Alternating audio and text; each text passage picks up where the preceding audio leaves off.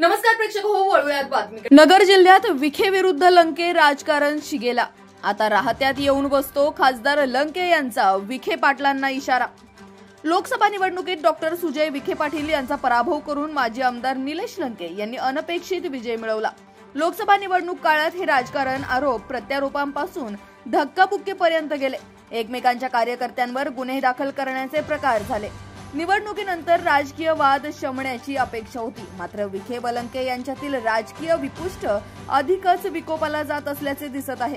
निलेश लंके यांनी विजयी झाल्यानंतर वेगवेगळ्या सभेमध्ये विरोधकांचा समाचार घेताना अप्रत्यक्षपणे विखे पाटलांना इशारा दिला। सुपे येथील सभेत त्यांनी विखे यांना त्यांच्याच मतदारसंघात येण्याचे आवाहन दिले आहे। शरद पवारांकडे आपण शिर्डी विधानसभा मतदारसंघाची जबाबदारी मागितली आहे, आता राहत्यात येऊन बसतो असा इशारा त्यांनी पालकमंत्री राधाकृष्ण विखे पाटील यांना दिलाय।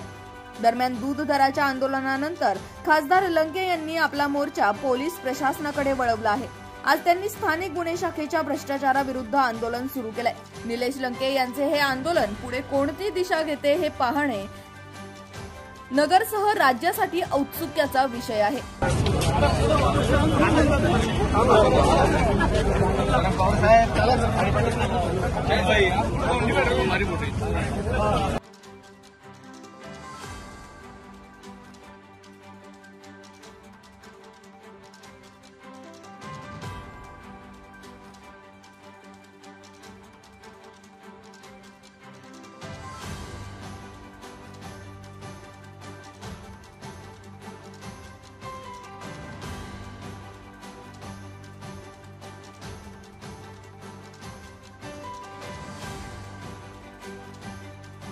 शेकडो प्रमाणात तक्रारी आलेल्या आहेत आणि या तक्रारी घेऊन आज नगर दक्षिणचे खासदार साहेब हे आंदोलन करीत आहेत। आवड काम करून सर्वसामान्य जनतेला न्याय देण्याऐवजी सर्वसामान्य जनतेचे दुश्मन झालेले आहेत।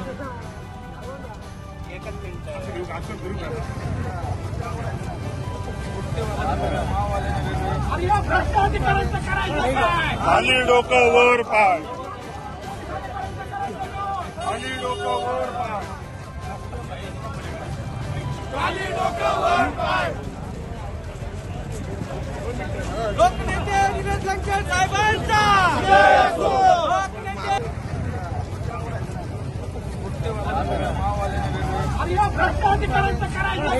खाली डोकं वर पाय,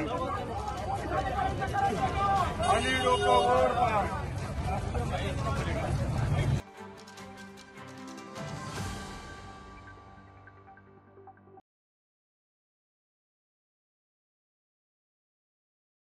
ब्युरो रिपोर्ट, राष्ट्र सह्याद्री न्यूज।